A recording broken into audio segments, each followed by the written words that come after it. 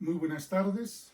La comunidad carismática Voz Cristiana se complace en presentar el mensaje de la palabra de hoy, 17 de abril del año en curso.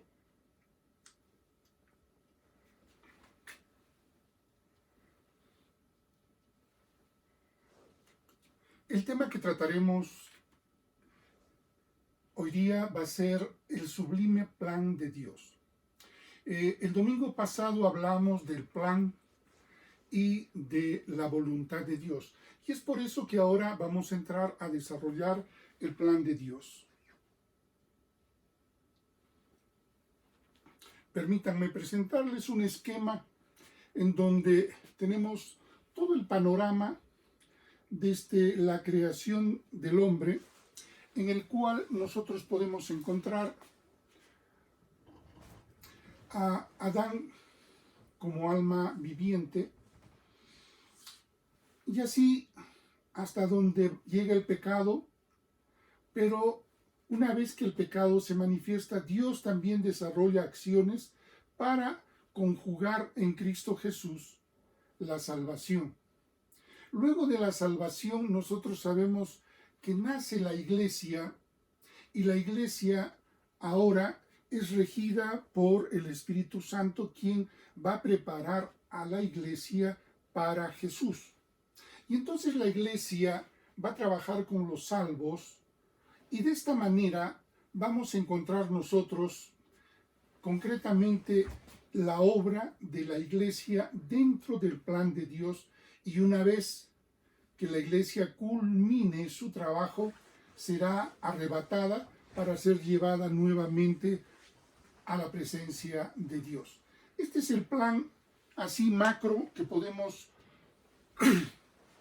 mirar en Cristo Jesús. Veamos pues nosotros que es el motivo del amor por el cual Dios crea al hombre y lo crea como alma viviente.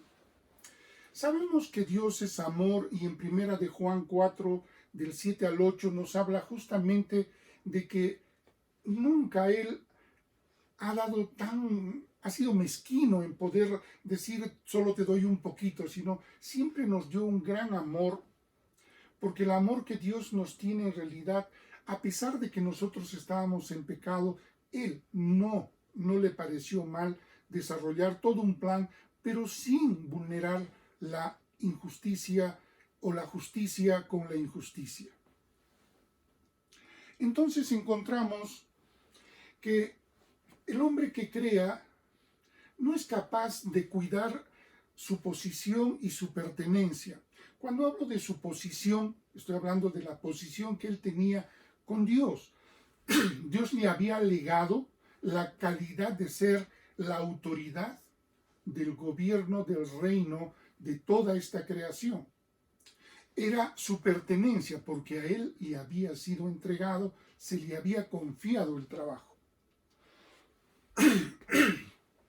Pero no sabe retenerlo, y claro, el trabajo aquí de Satanás, como todos lo conocemos, no lo enfrenta a Adán, lo enfrenta a Eva, que era, llamemos así, el eslabón más débil, y que trabajando en aquello que podemos observar hasta hoy como rasgo de un carácter ya lógicamente enervado por el pecado, en lo que es la vanidad.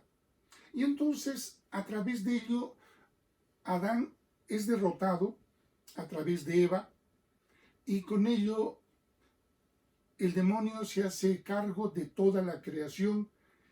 Y lo más triste es esto, que Adán se convierte en un esclavo, porque la palabra dice que todo aquel que obedece a alguien es esclavo de ese alguien a cual obedece.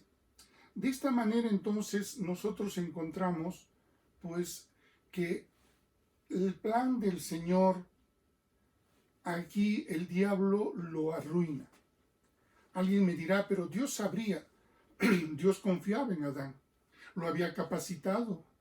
En la palabra encontramos que Adán paseaba en el huerto con el Señor. Quizás es aquí como reflexión que tenemos que tener en cuenta que encontramos a Adán quizás un tanto no comprometido con educar, formar, capacitar a su esposa, en este caso a Eva, para que ella también fuese lo suficientemente fuerte y resistir al diablo. Gracias a todo eso, todo el plan de Dios se orientaba hacia el Seol. Pero Dios no había creado y Dios no había puesto a Adán y a toda su generación, pues Adán, para todos nosotros debemos entender, es la corona de la creación que Dios hizo. Muchos de nosotros decimos, bueno, pero ¿qué es un hombre? Alguna vez escuché este mensaje, ¿no? 10 peniques es lo que vale químicamente un hombre, porque eso cuesta más o menos toda esta mezcla de el carbono, el hidrógeno, el oxígeno y el nitrógeno, que son los elementos esenciales con los cuales está constituido el ser humano. Y todo eso, no se olvide, es parte de lo que es el polvo de la tierra. Entonces, cualquiera que me diga que la Biblia no dice la verdad, pues dice la verdad. Dios tomó el polvo de la tierra para hacer este cuerpo, y miren ustedes la sofisticación de lo que Él hizo. Bien, encontramos pues entonces que ahora Dios ha creado al hombre, el hombre ha fracasado y está directamente ya direccionado para irse al Seol. Es imposible que él pueda liberarse de esta esclavitud. Y entonces Dios muestra su amor e inicia el proyecto de salvación. El proyecto de salvación en realidad nace cuando encontramos en la palabra cómo Dios, teniendo misericordia, se acerca a Adán y se acerca a Eva. Piensen, estaban llenos de pecado. Dios siempre retira su rostro del pecado. Pero hay tanto amor y tanta misericordia que les enseña de repente allí el primer sacrificio. Lo cubre con la piel de los animales. Ahí les enseña, es el primer aprendizaje del hombre que tiene ahora para estar en paz con Dios, hacer una ofrenda con derramamiento de sangre. Y esos animalitos fueron ofrendados en nombre de Adán y de Eva, porque este animalito con su piel cubría el cuerpo tanto de Adán como de Eva. Luego encontramos a Dios que ofrece ejecutar la salvación para su creación. Pero esto tenía que hacerlo de una manera gradual, porque el mismo hombre en su estado de esclavitud había dejado todas las cosas que antes le eran claras, la luz, el conocimiento, la verdad, todo eso se entenebreció. Y encontramos ahí en toda la historia bíblica cómo incluso Dios tiene que raer la tierra porque la maldad era mucha. Y entonces Dios genera todo un plan y ofrece ejecutar pactos, desde el más rústico pacto que lo hace en el Edén, haciendo el primer holocausto por Adán y por Eva, para cubrir su desnudez, y hasta la séptima dispensación, en donde se culmina este gran proyecto de salvación dentro del plan de Dios. Luego Dios nos evidencia su amor enviando a su Hijo. Muchos de nosotros no hemos tomado la valía de esto. Quizás aquí tengo que hacerlo rápidamente, el recordar un poco de Abraham. Abraham era un hombre de 90 años, 100 años, y Sara de 90, y tienen un hijo. Cuando este hijo más o menos está entre los 14, 15 años, Dios le dice, Abraham, entrégame a tu hijo, llévalo al monte Moria y ofrécemelo en sacrificio. Bueno, Abraham entiende a su Dios y él tiene confianza en él y lo lleva. Es aquí donde nosotros podemos ver Si quieres, llámalo el plano, llámalo el prototipo, llámalo el ensayo, llámalo como te guste entenderlo, llamarlo. Pero ahí vas a ver cómo un padre entrega a su hijo. Te hago esta pregunta. Este jovencito que tenía 15 años va caminando con su padre, está llevando la leña, su padre por un lado, en una mano lleva la antorcha, por otro lado lleva los cuchillos ceremoniales, y se preguntaba seguramente él, ¿y dónde está la ofrenda? Y conforme iban caminando, Abraham solamente le dice, Dios proveerá. Pero llega el momento en donde ya el padre le dice a su hijo, junta tus manos y ve el lazo con el cual lo va a atar. Tengo esta pregunta, con 15 años, a un viejito de 115 años, ¿no crees que aquí este jovencito hubiera podido emprender pies en polvorosa y no hubiera pasado nada? Pero mira, quiero que veas cómo es el modelo, y ese modelo es hermoso. Este joven junta las manos y deja que su padre, lo ate. Y ese padre agarra el cuchillo y tenía que cumplir lo que le había ofrecido a su Dios. Y está levantando la mano donde allí vemos en la palabra que el ángel le dice a Abraham, detente. Y quizás lo más hermoso que todo hombre puede escuchar de Dios, sé que has creído y has obedecido.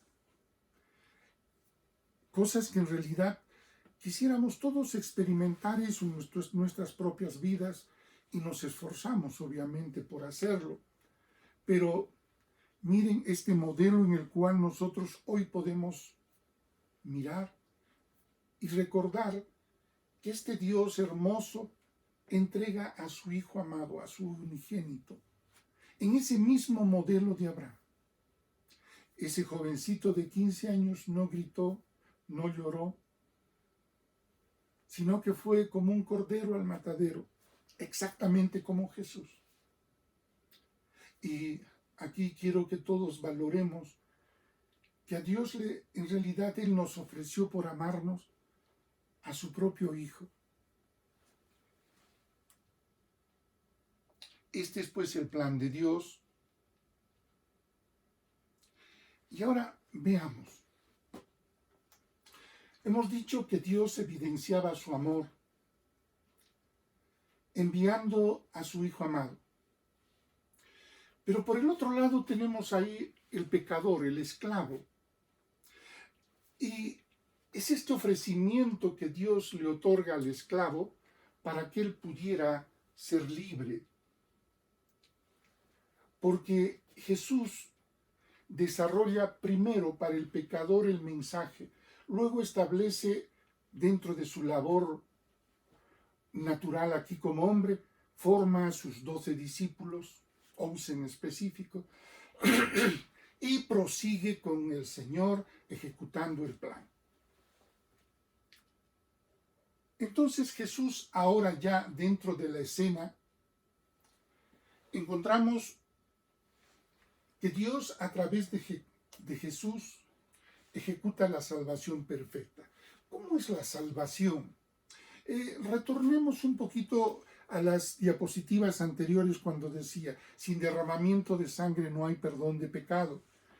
Dios en realidad sacrificó a los animalitos con los cuales hizo las túnicas de pieles que se vestirían Adán y Eva.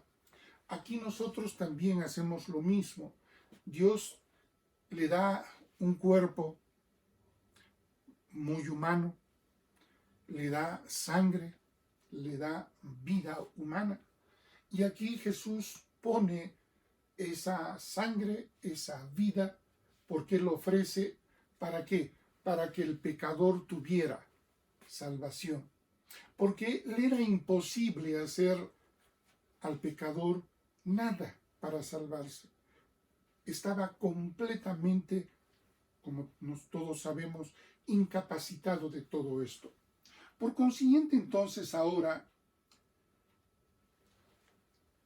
el destino final del hombre pecador ya no es el Seol, si es que acepta el sacrificio sustitutivo de Jesús.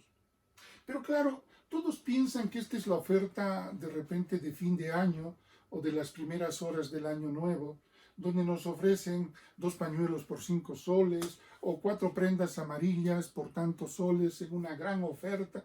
No, no, perdón, la salvación no es una oferta, no está en barata. Es aquí donde el hombre tiene para decidir, o sigue su camino hacia el Seol, si es que no cree que Jesús puede ser su Salvador. Pero si cree que Jesús es su Salvador, entonces lo encontramos aquí aceptando los términos de la redención que Jesús ofrece.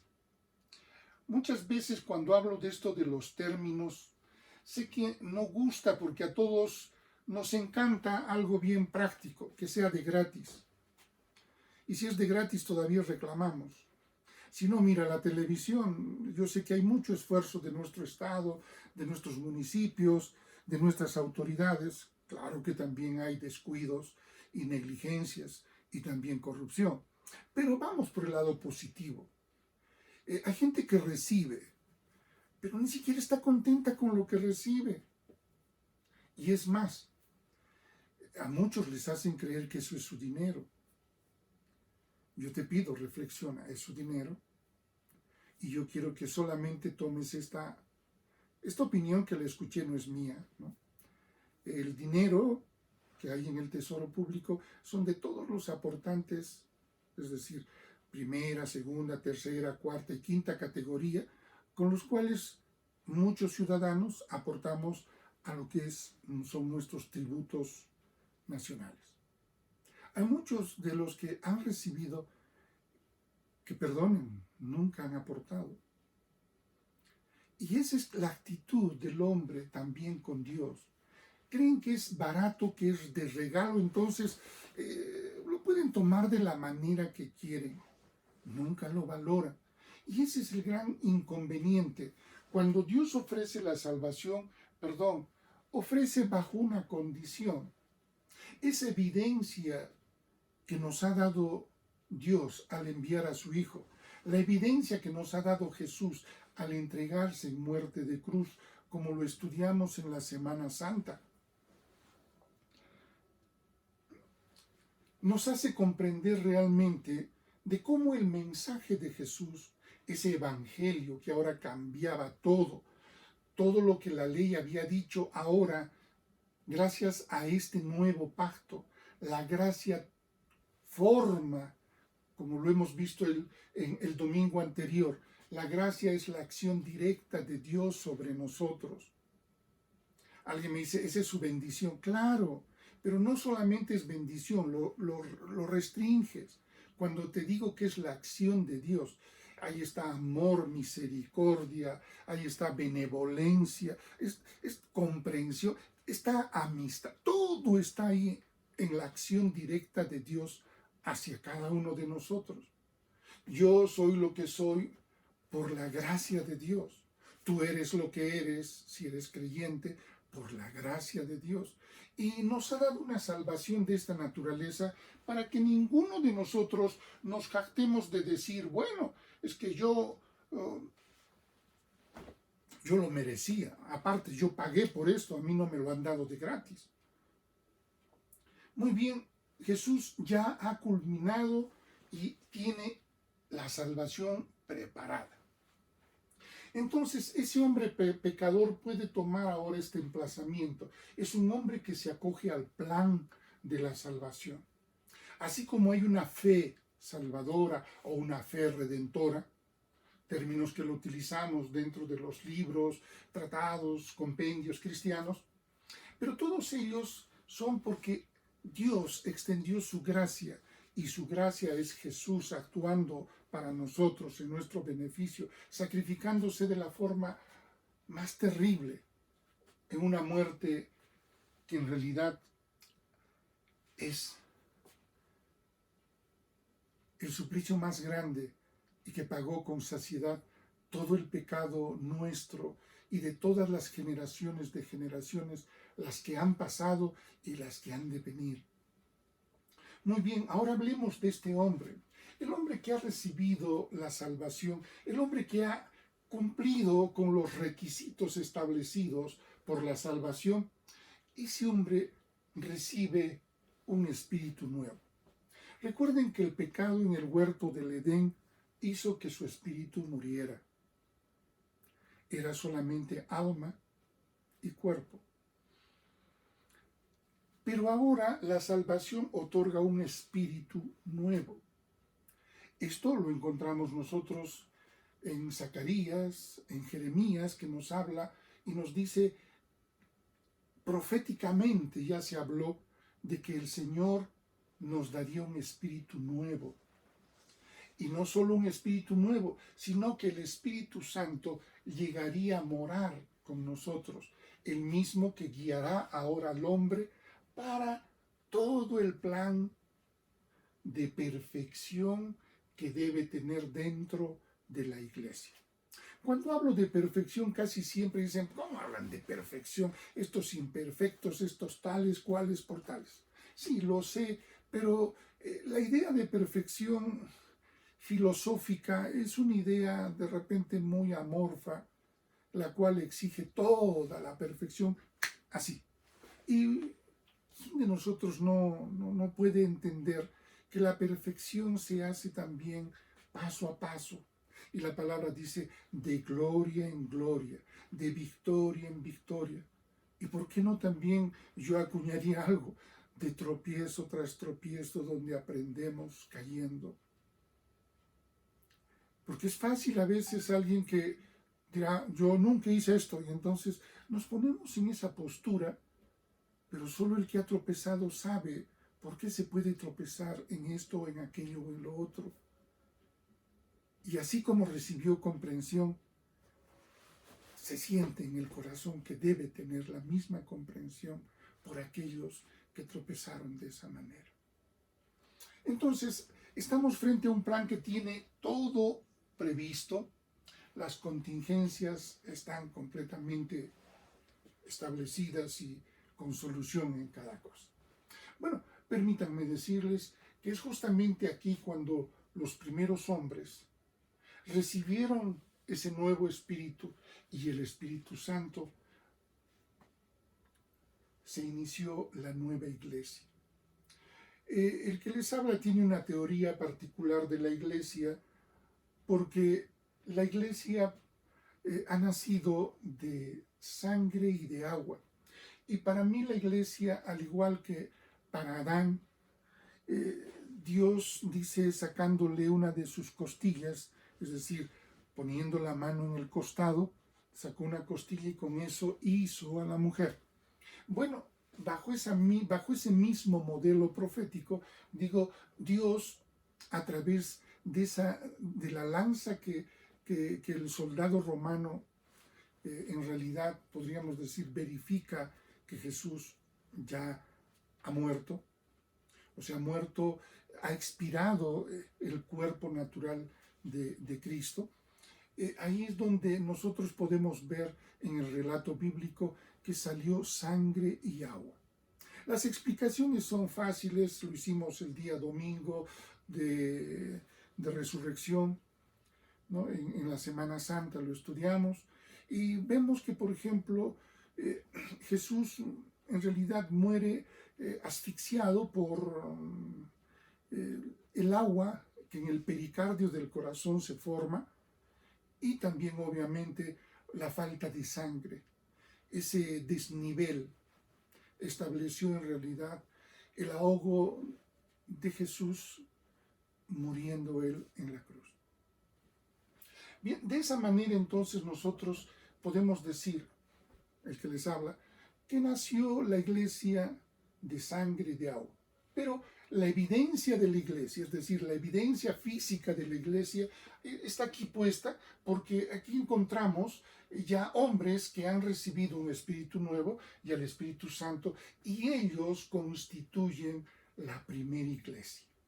La historia que nosotros tenemos en la escritura de la primera iglesia llamada iglesia, le llaman la iglesia primitiva, aunque yo debería llamarle la iglesia más hermosa de todos los tiempos, pero bueno, Esa iglesia nos mostró el gran amor que tenían ellos por nuestro Señor Jesucristo.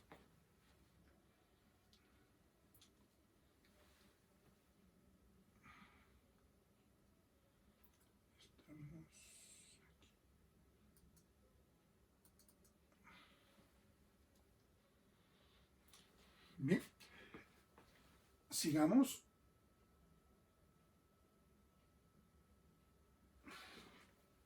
Tenemos esto. Ha desarrollado todo el plan de salvación Jesús, todo por el amor que Dios tiene por nosotros, porque Él es amoroso. Ahora el esclavo ya tiene la opción de poder ser alguien diferente a lo que era. Allá estaba muerto en delitos y pecados. Ahora aquí Él tiene gracia en abundancia, pero lo más importante es que tiene un espíritu nuevo y tiene el Espíritu Santo. Y el Espíritu Santo en realidad lo va a guiar. Y lo primero que hace el Espíritu Santo es hacernos comprender que nosotros somos incapaces de poder resolver nuestra salvación.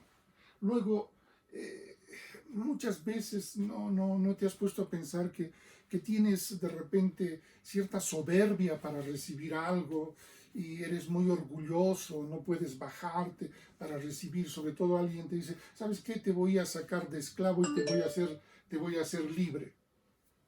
Normalmente eso casi siempre nosotros decimos, no, eso yo no, yo lo logré, qué sé yo, ¿no? Pero aquí sí se adquiere ya esa humildad, eres capaz de recibir.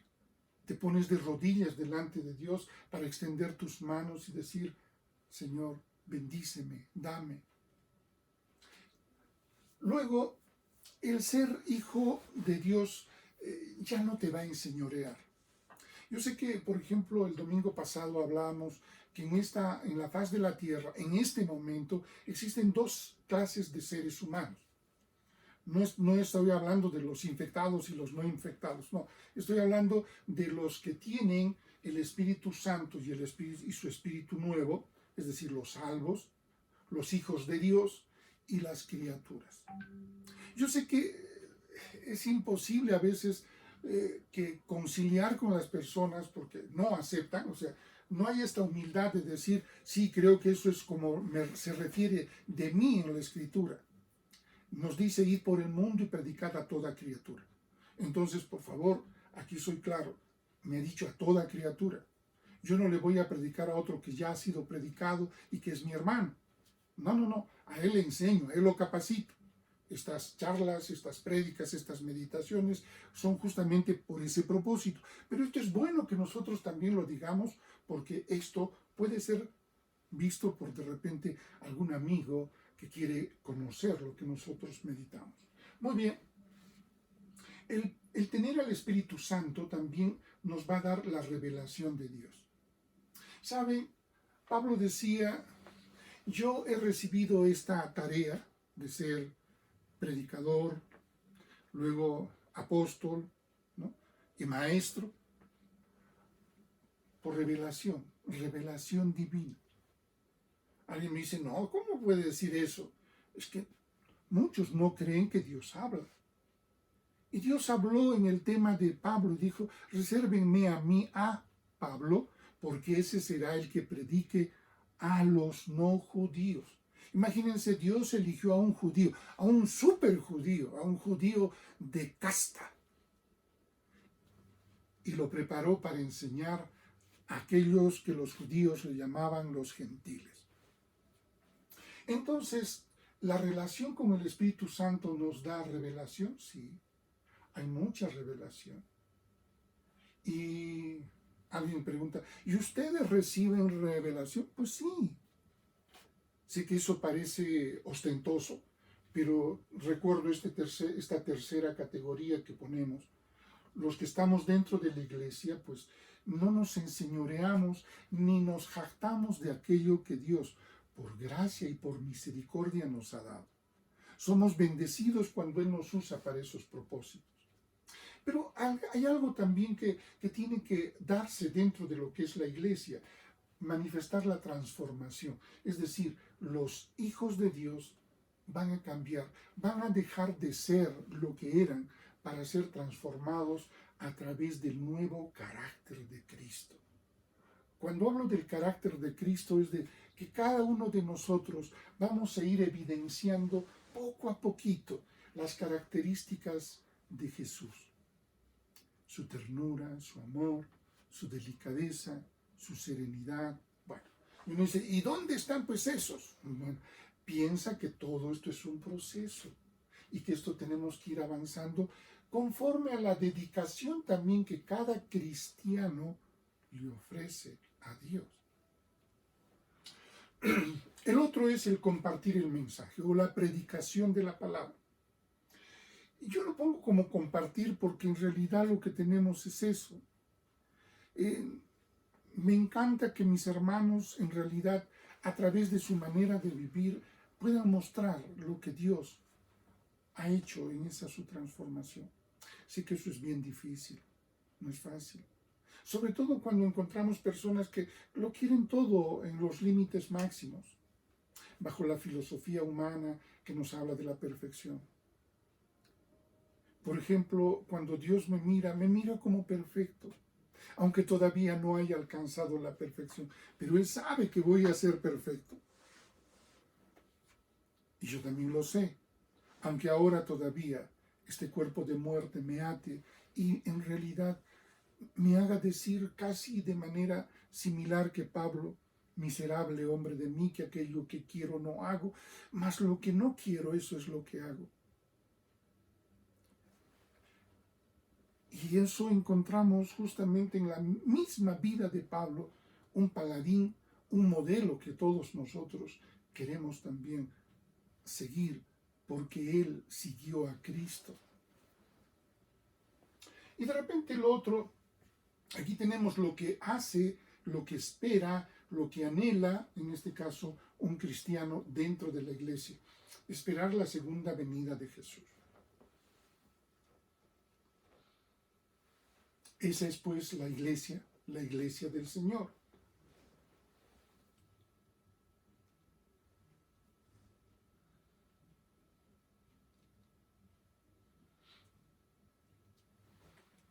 Vamos, ya tenemos al creyente. Hemos visto que ha entendido su incapacidad de salvarse, lo recibe ahora y es más humilde, permite que el Señor se enseñoree y Él no sea el Señor, sino el Señor es Jesús y yo soy siervo del Señor. Estoy aprendiendo porque Dios se revela ante mí, me muestra, yo mismo veo en mi propia vida lo que Dios está logrando hacer. Muy bien, todo eso va.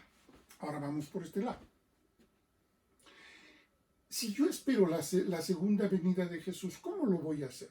Bueno, tengo que esperar a Dios trabajando. ¿Qué más voy a hacer? Tengo que aprender a amar. Para muchos amar debe ser algo así que brote, no sé, mágicamente. No, tenemos que aprender a hacerlo. A veces cuesta, duele. Sobre todo estos dos conceptos primigenios, ¿no? Si eres humilde, vas a poder amar. Y si no eres el Señor de tu vida, sino un siervo de Dios, también vas a aprender a amar. Porque al no poder amar a mi Dios, que no lo veo, Él me ha ordenado que ame a mis hermanos que los veo y lo voy a amar a Él en mis hermanos que los tengo a todos. Bueno, otro tema es aprendiendo a hacer justicia. ¿Qué pide de ti el Señor? Dice, amar justicia. Luego, humillarte ante el Señor. Y de esta manera, el amar la justicia te va a llevar a hacerlo. Es para nosotros fundamental que no podemos ser de aquellos que llamen a lo malo bueno, ni a lo bueno malo. Por eso que para nosotros, por ejemplo, el buscar la sinceridad y a veces ser directos o decir las verdades nos abren de repente una mala fama, porque a nadie le gusta escuchar lo que no quiere. Eso nos incluye a nosotros también. Esto es quizá lo más sensacional en todo esto. Producir el fruto del Espíritu, porque esto no lo produce el creyente, sino lo produce el Espíritu Santo en el creyente. Y este es un adorno de Dios para todos los creyentes. Pero para eso, amados, se necesita estar con los ojos abiertos y que te des cuenta lo que Dios está haciendo en tu vida. Si tú empiezas a vivir una vida muy rápida, muy dinámica, en donde no tienes tiempo para nada, estoy convencido de que seguramente no te vas a darte cuenta de las cosas que está haciendo Dios y tampoco lo vas a colaborar.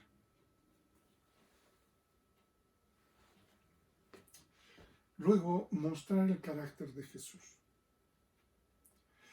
El Señor nos dijo que nosotros, ahora que teníamos al Espíritu Santo, cada uno de nosotros podía ser un Cristo. Ahora quiero que entiendas, si un solo Cristo causó una conmoción que hasta hoy ha traído historia y sobre todo esta fe verdadera, quiero preguntarte, amado, ¿qué pasaría si ya no uno, sino cientos, miles, con el carácter de Cristo, los santos del Señor, los siervos de Dios? Y aunque no quieras creerlo, nosotros con el Espíritu Santo somos la sal de esta tierra y en realidad el Espíritu Santo tiene un propósito: deshacer las obras de Satanás. ¿Y quiénes creen que ustedes son los que Dios utiliza para que lo que planea, lo que organiza el Espíritu Santo sea hecho? Nosotros.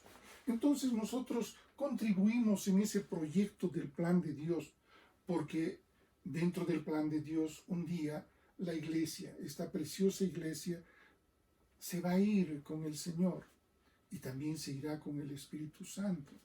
Y entonces el anticristo, ¿no?, la bestia también llamada de esta manera en el libro de las Revelaciones o Apocalipsis, dice que se enseñoreará por 7 años.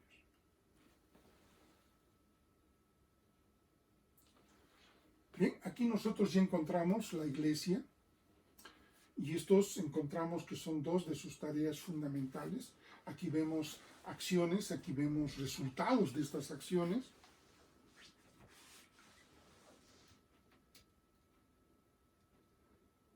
Bien, hasta aquí habíamos visto en la diapositiva anterior. Aquí las acciones, resultados de esas acciones. Y entonces veamos lo que ese resultado produce. O sea, hay esa sinergia con la cual ahora, ¿no?, cuando esto se manifiesta, va a empezar a seguir manifestándose esto que aquí nosotros decíamos, aprendemos a amar. Aquí ya fluye un amor por los demás. Y esto justamente es una de las partes del carácter de Jesús, el carácter de Cristo. Se ejercitan los dones. Es que el fruto del Espíritu, por ejemplo, el séptimo es la fe. Y dice, todo aquel que cree, lo que cree, eso mismo ocurrirá. Y entonces aquí empiezan a ocurrir los dones. Pero por favor, estos son pues los dones genuinos asociados primero al fruto del Espíritu, al vivir y hacer justicia, al ser un adorador de Dios y alguien que ya ha empezado a tener el carácter y el amor de Dios en su vida. Encontramos también que el carácter de Dios se ve. Emerge de su interior como ríos de agua viva, no solo la palabra, sino ahora definiciones, conceptos, consejos de sabiduría, los cuales van a servir para sus propios hermanos y para aquellos que Dios guíe, para que soliciten, pidan esa sabiduría. Miren, Salomón Fue visitado por la reina de Shaba porque su fama de ser sabio, un hombre sabio, llegó a todos los confines de la tierra. ¿Y qué le pasó a esa dama? Se enamoró de Salomón.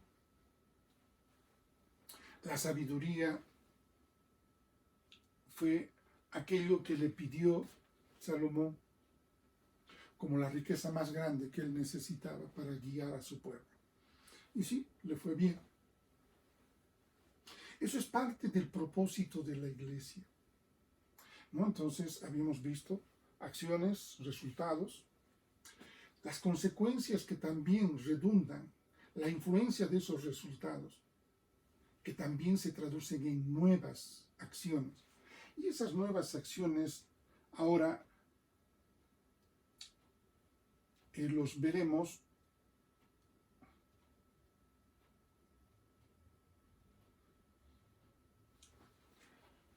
estábamos hasta aquí y encontramos que estas nuevas acciones van a tener también otro producto. El producto de todo esto es ser un modelo a seguir. Alguien me dirá, pero no hay uno. Yo te digo que sí lo hay. Hay grandes hombres de Dios que sí representan y son modelos. Yo tengo a personas a los cuales los considero mis mentores, los cuales han edificado mi vida y son un modelo. Si los hay. Luego, cada uno de los creyentes edifican en Jesús. Ya es más claro el ser hacedor de la voluntad de Dios. La relación interactiva entre el Espíritu Santo y tú es ya muy fluida, y entonces Él nos guiará a hacer toda la voluntad de Dios y estaremos rodeados de la verdad, y esa verdad nos hará siempre libres. Eso dice la palabra. Pero ¿qué es lo más importante? Porque cuando llegamos y empezamos ya a ser útiles para Dios, somos siervos que Él puede enviar para hacer tareas, entonces empezamos a ser esos siervos que son capaces de poder contribuir con el plan de Dios. Siempre lo tomo yo a Ananías, un siervo de Dios que tenía mucha comunión con el Espíritu Santo. Un día él estaba ahí trabajando, ni siquiera estaba orando. Quiero que lo notes. Y le dice a Ananías, deja lo que estás haciendo. ¿Qué estaba haciendo Ananías? No dice la palabra, pero algo estaba haciendo. No estaba de vago, eso te lo garantizo. Y le dice, ¿sabes qué? Ve a la calle a la derecha, la casa tantos, está ahí vas a preguntar por un hombre que su nombre es Saulo. Él te está esperando, porque él ya vio por visiones que tú le impones las manos y él va a recobrar la vista. Ahí, Ananías puede decirle, un momentito, Señor, ¿cómo me envías con ese Saulo?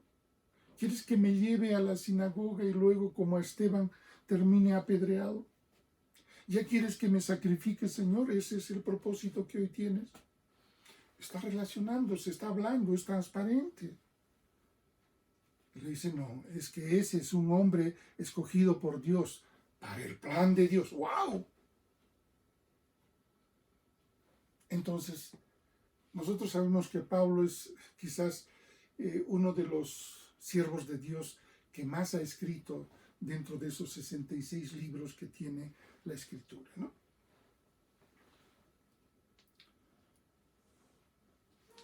Aquí pues ya tenemos en realidad todo lo que la iglesia debe hacer, ¿no? La iglesia en realidad nos toma como somos, pero el trabajo de la iglesia y de Dios a través del Espíritu Santo es producir hombres de Dios capaces de ser útiles tanto en la voluntad como en el plan de Dios. ¿Por qué? Porque esa es la característica de la iglesia. La iglesia, con los creyentes y el Espíritu Santo, constituyen la sal de esta tierra. Entonces, es inevitable que podamos nosotros identificar que este trabajo de la iglesia va a tener algo que es importante. Y tan importante es esto que nos permite comprender. Todo esto Dios ha trabajado porque ha tomado a un pecador, lo ha sometido al plan de la gracia y la salvación, y luego ahora tiene un hijo más. Hay muchos que han dormido como creyentes. Ellos son los que han llegado hasta ahí. Y aquí todavía existirán muchos hombres que seguimos trabajando. De repente hay algunos que estamos todavía por aquí. Hay algunos de mis amados que ya están por aquí o están por este lado. Qué hermoso, qué bello. Realmente es saber que este es el plan de Dios, saber que Dios tiene en la iglesia como el lugar donde se capacita y se forma a las personas, es indescriptible. Muy bien, nuevamente volvemos al plan total, al plan general, pero ahora sí, ya hemos ubicado lo que es la iglesia, ¿no? Y que la iglesia está llamada uno de estos días a que, si bien es cierto, las personas descansan, reposan y se van a la presencia de Dios, es decir, al seno de Abraham, pero llegará un día en el cual la iglesia será raptada. Entonces, sea que nosotros muramos por una muerte natural, accidental o por algún problema de enfermedad, sabemos que el día del rapto los que han descansado serán los primeros en ser transformados, y luego los que quedasen o los que quedemos seremos transformados y seremos raptados. La historia de la iglesia en ese momento será: estaban aquí, pero ahora ya no sabemos dónde están. ¿Por qué? Porque nos habremos ido con el Señor.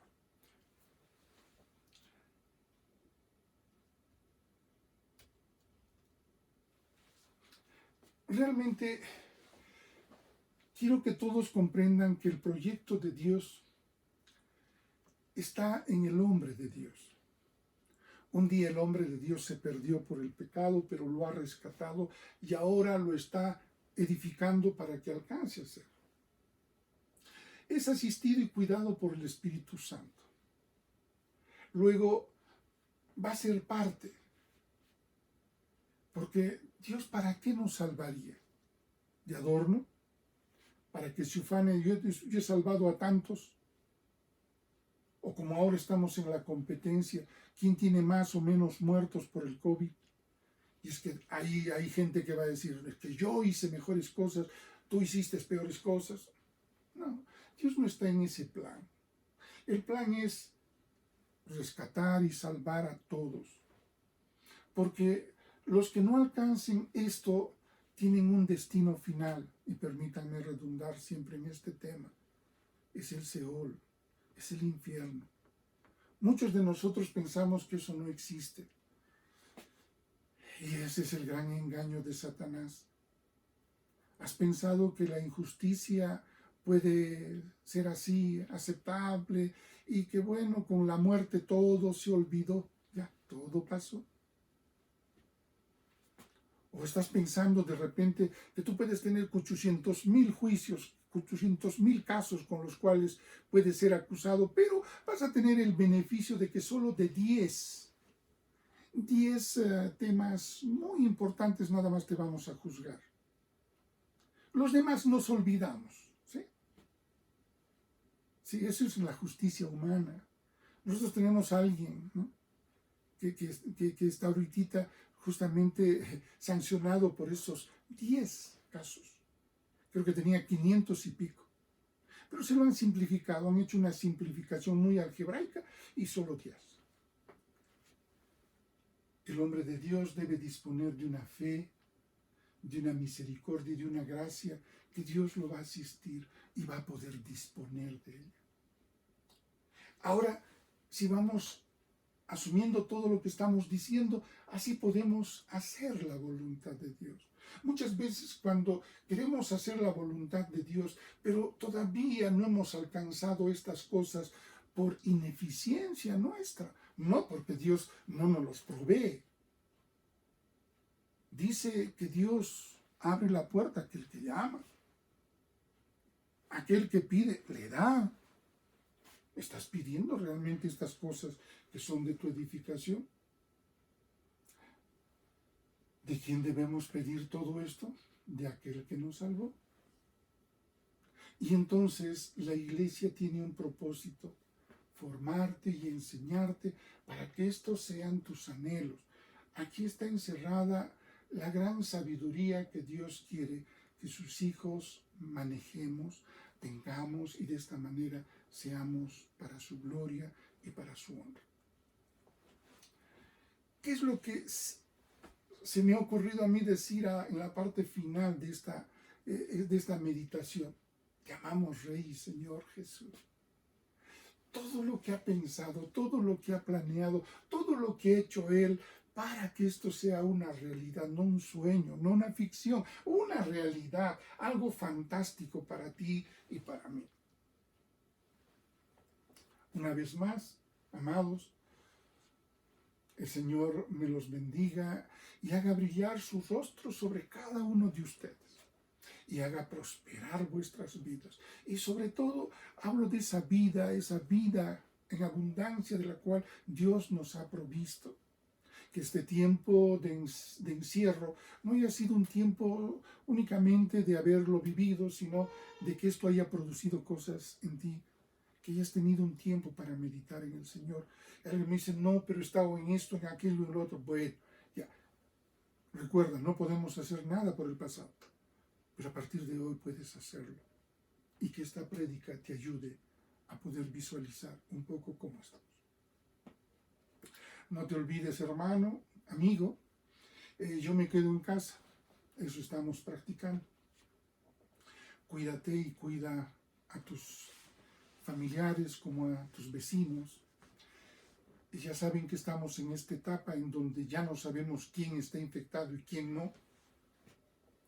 Y podemos ser infectados por la persona menos peligrosa a nuestra manera de entender. Entonces, protejámonos, y como todavía nos faltan 2 semanas, oremos, pidámosle al Señor que nos ayude a ser personas que contribuyan de aquí para adelante también con nuestra sociedad para que todo esto sea llevado de la mejor manera. Hermano, hermana, te ruego, acata lo que las normas y en este caso las disposiciones que el Estado está tomando para mitigar este problema. Recuerda, no hay medicinas. Quizás por este medio decir y hacer comprender a todos. ¿Saben cuánto cuesta alguien que está en cuidados intensivos o solamente hospitalizados? Cuando le ponen tanto oxígeno. Y están tratando de probar muchas posibilidades de cómo recuperar a las personas del COVID. No hay medicina, amados. Cuesta mucho dinero. Y ese dinero no lo paga la persona que está allí. Alguien dice, pero ¿por qué tendría que pagar? Mira los Estados Unidos, mira Chile nada más. Ellos están pagando. Aquí muchos de nuestros amigos salen, se van a la esquina y se ponen a conversar. No se dan cuenta que ahí se pueden contaminar. No se dan cuenta que van a llevar el virus a su casa. Y cuando estén enfermos sí van a ir a tocar las puertas de los hospitales. Pero ¿por qué no se acordaron en el momento en que salieron? No quieres ir al hospital, no salgas. Había un meme, y creo que esto puede ser de mucha edificación para todos. Aquellos que quieran su mal, que salgan. Nosotros nos quedaremos, porque nuestro país nos necesita. ¿Sí? Bien, hemos llegado a la parte final. Nos despedimos, siempre recordando que nosotros, una vez que todo termine, probablemente vamos a tener una solución dentro de nuestros servicios. Y los esperamos en Urbanización Los Andenes, en la calle Los Chasquis, en el edificio B6, su índice B. el edificio de 6 pisos, nada más. Entonces dicen eso, ahí los ubican.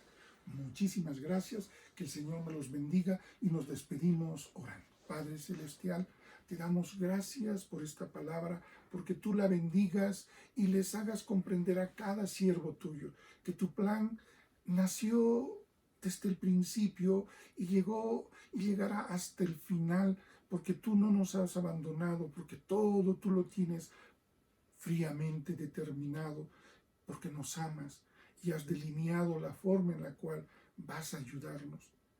Sé que hay muchos que se resisten a creerte, Señor, pero te pido por ellos, porque un día crean, porque la única manera de llegar hasta el final y llegar para ser abrazado por ti, llegar a volver a llegar a casa, es creyendo en ti, Señor. Ten piedad y ahora, en estos momentos, derrama de esa fe para que puedan creer en ti, Señor. Y perdona a aquellos que te hacen culpable de todas las cosas que pasan en este planeta, cuando no es así, Señor.